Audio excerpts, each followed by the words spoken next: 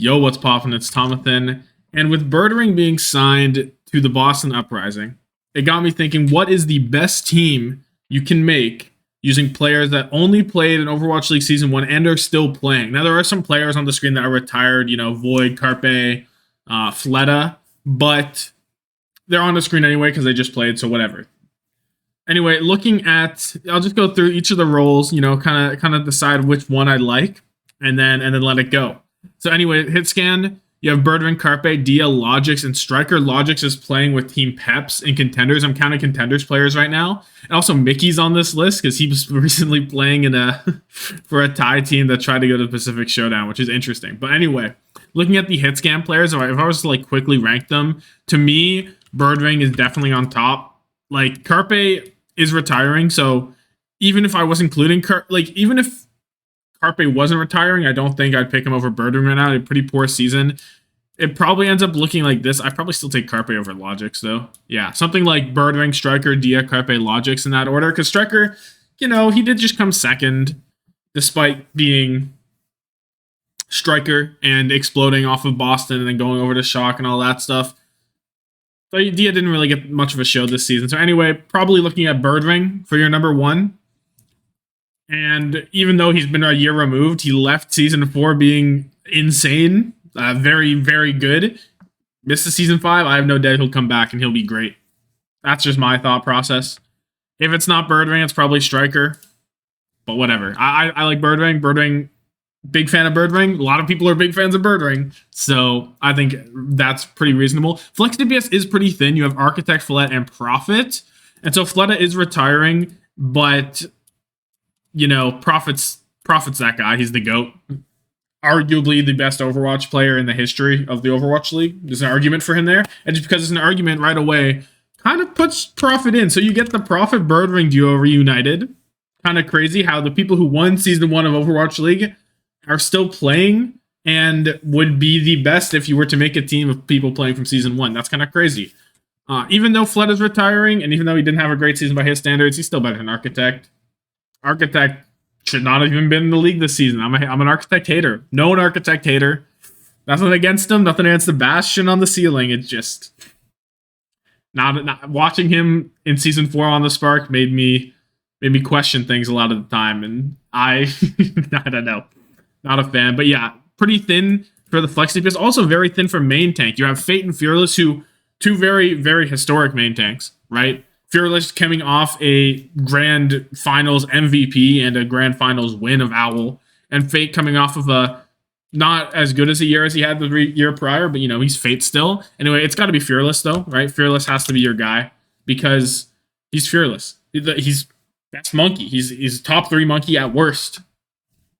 Pretty valuable to have on your team, I must say.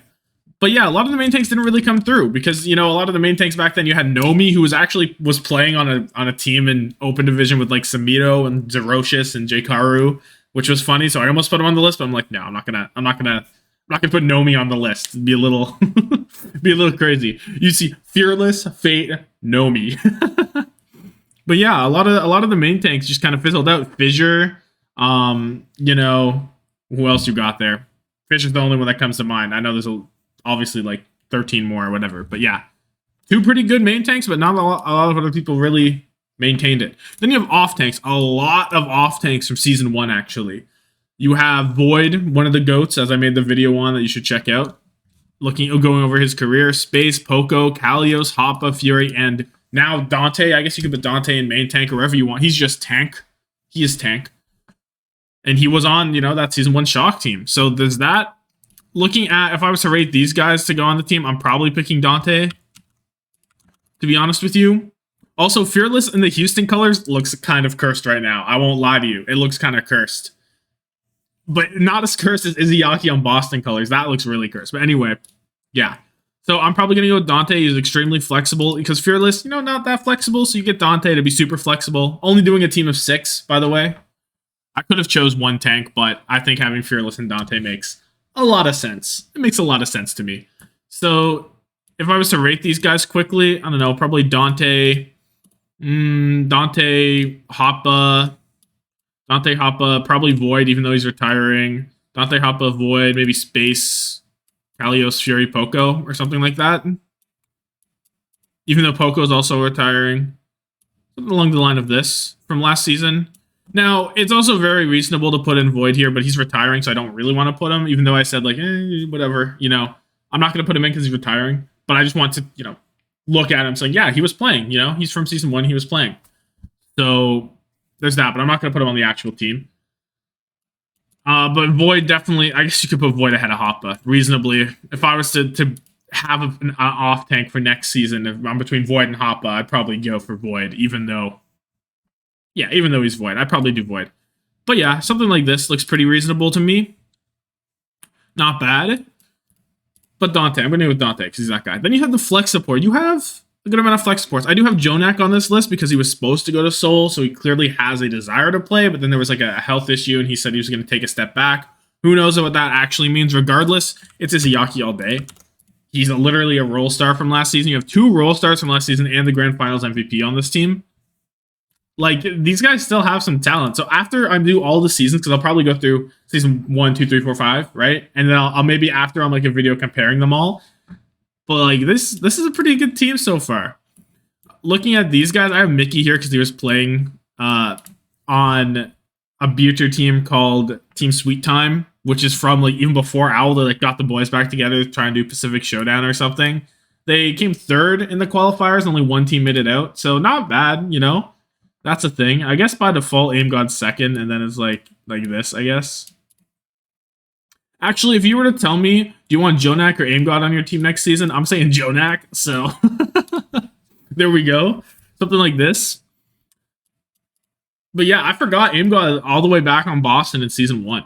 Kind of crazy that he's still kicking around. I'm not sure how much more he has to kick around, though. And then you have the main supports, which is very not great compared to all the other roles, I'll be honest. You have Onimo, Kelix with Ex Oblivione, who just rolled EU contenders. You have Neko, who was on the Spark as a coach and a player in the end, and is now coaching for Houston. And then you have SIO, who was actually 5 King from the Shanghai Dragons in Season 1 on Solus Victorum. He didn't actually play. He was getting benched for BLX and Waya, if I remember correctly.